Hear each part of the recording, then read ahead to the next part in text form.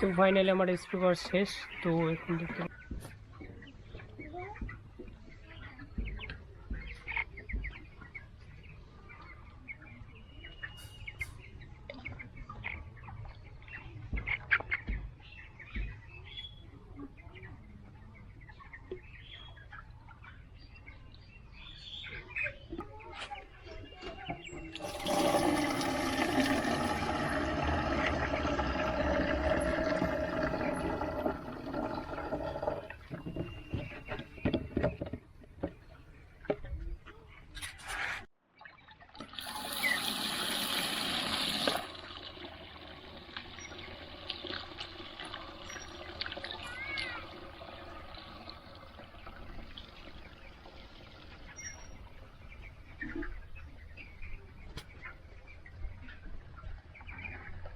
তো এই স্প্রেটা করা হচ্ছে করা হবে ভুসিতে।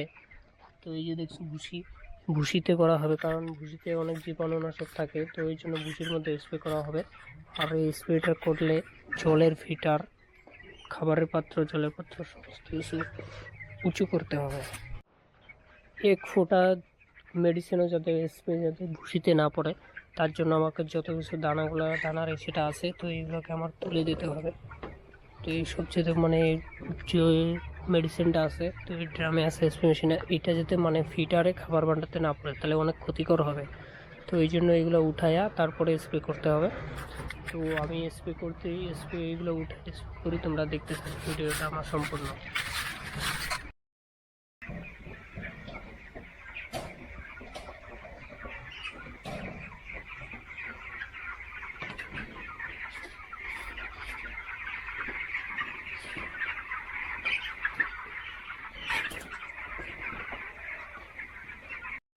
তো ফাইনালি আমার সমস্ত ফিটার উঁচু করা শেষ।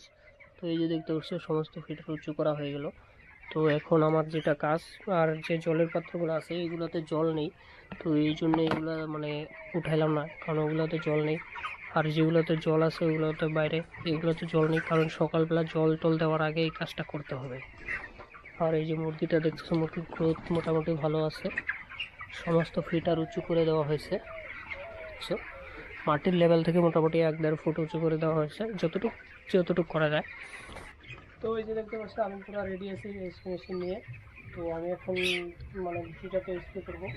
তো এই যে দেখছো আমার স্প্রে করে স্টার্ট করবো। এটা সাইড হয়ে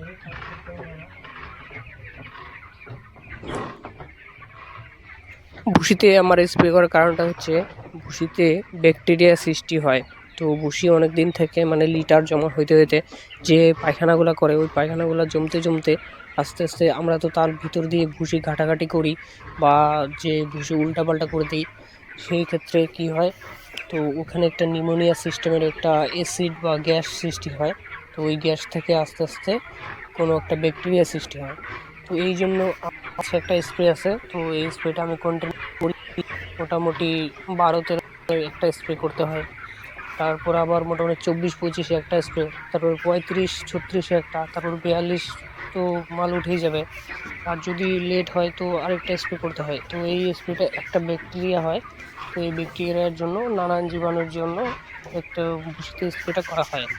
আর এই স্প্রেটা করলে লিটারটাও খুব ভালো থাকে, আর অনেকটাই সেভ হয়। তো যেরকম কক্সি, সর্দি এসবও আসে না, অনেক দিক থেকেই সেভ হয়। তো এই স্প্রেটা কন্টিনিউ সবাই করবে। তো আমি যে স্প্রেটার যে কত ট্যাঙ্কিতে তুমি ম্যাক্সিমাম 150 ml করে দিবে, 1 থেকে 150 ml। আর এই স্প্রেটা করার নিয়ম হচ্ছে, ফিডার, খাবারের পাত্র, জলের পাত্র যা আছে সমস্ত কিছু উপরে উপরে করতে হবে, কারণ বাইচান্স এইটা প্রাণী এই যে মুরগিগুলা যা আছে, তো এইগুলার খাবারের জন্য না, এটা হচ্ছে গিয়া একটা লিকুইড সিস্টেমে, এটা হচ্ছে ভুসিতে জীবাণু, যে পোকামাকড় এইসব মারা যাবে, এই জন্য এটা যাতে কোনো কারণবশত ফিটারে যাতে জলের পাত্রে বা খাবার পাত্রে না পড়ে।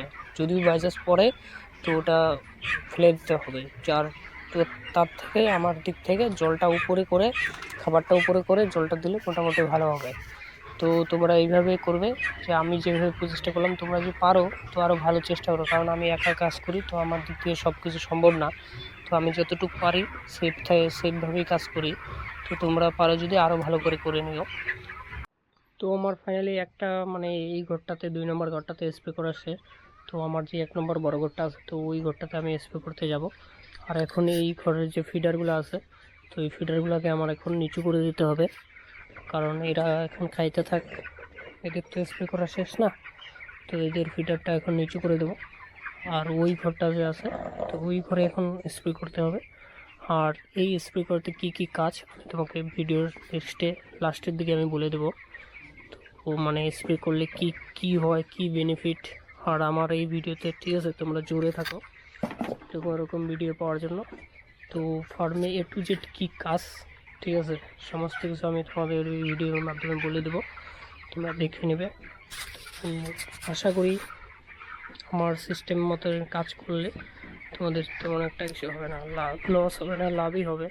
তো কী মেডিসিনটা কী দিয়ে স্প্রে করলাম তো আমি তোমাদেরকে মেডিসিনটা দেখাবো পরে। আর ওই যে চলে আসলাম 1 নম্বর ঘরটায়, এই ঘরটাতে স্প্রে করবো। এখন ওই ঘরটাতে করে আসছি, ওই যে ওইটাতে করে আসছি, আর এখন এইটাতে করব। ও আর এই স্প্রেটার কী কী কারণ আমি তোমার ভিডিওর শেষে তো বলে দিছি। আর এখন এই ঘরের ফিটারটা তুলতে অনেক টাইম লাগছে, কারণ এই ঘরের ফিটারগুলো অনেক ফিটার, তো এই জন্য একটু টাইম লাগছে এটা উঠাইতে। তো আমি স্প্রেটা করতে থাকি, তোমরা দেখতে থাকো।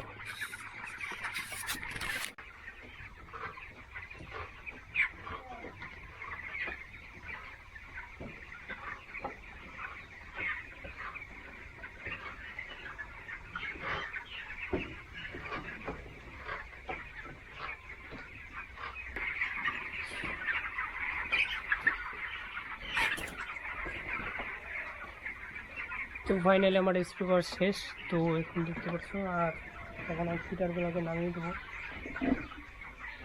এই যে ফিটারগুলো সমস্ত ফিটার নামিয়ে দেবো, তোমরা দেখতে থাকো।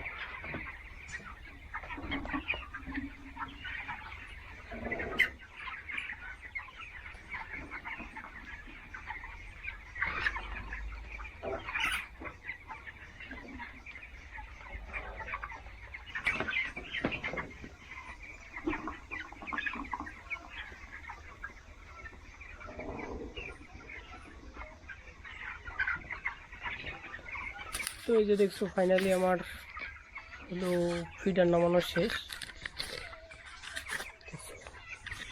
সুন্দর খাওয়া দাওয়া করতেছে এখন মুরগিগুলো। তো সবাই খাওয়া দাওয়া ব্যস্ত আছে, এইদিকেও শেষ। আর এখন ওই ফার্মটাতে যাবো, ফার্মটাতে তো একটু কাজ আছে, তো ওই কাজ করতে হবে। তো তোমরা যদি এরকম কেউ যদি ফার্ম খুলতে চাও বা এরকম আপডেট পেতে চাও রোজ রোজ, তো আমার চ্যানেলটিকে সাবস্ক্রাইব করে রেখো। তো কোন টাইমে কী দিতে হবে, কখন কী করতে হবে, সব কিছু A to Z জানতে পাবে, কারণ আমি এখন ফার্মের ভিডিও বানাই। আর এই যে দেখছো তো আমার মুরগি এখন রেডি আছে, আর যে স্প্রে করা হলো একদম সুন্দর এখন হবে। তো আজকের আমার ভিডিও এই পর্যন্তই, তো বাকিটা আমি কাজ করছি। তো তোমরা দেখতে থাকো, নেক্সট দিনের ভিডিও আরও আসবে।